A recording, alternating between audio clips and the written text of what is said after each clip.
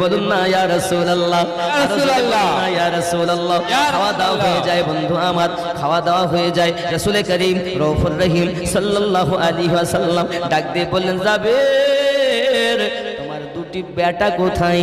ওই বেটা দুটোকে আনো, বেটা দুটি আনলে আমি নবী খাবো। সকলকে খাইয়ে দিয়েছি, আমি নবী এখন খাবো না। এই যুবকেরা সোনা মানিকেরাও সকল খাওয়া হয়ে গেল। তিনজনের খাবার, 6 মাসের একটি বকরি, তিনজনের খাবার 1500 মানুষে খেয়েছে, এখনো খাবার রয়ে গেছে। এটি হল আমাদের নবী পাকের থুতু মোবারকের বরকত। জোরে সুবহানাল্লাহ। তুমি তো বলছো নবী আমাদের মতো, ও বাবা তুমি আমার নবী পাকের থুতু মোবারকের মতো হতে পারোনি। থুতু তো দূরের কথা, আমার নবী পাকের জুতা মোবারকের সমানও হতে পারবে না। বন্ধুরে বাবারে, কিতাবের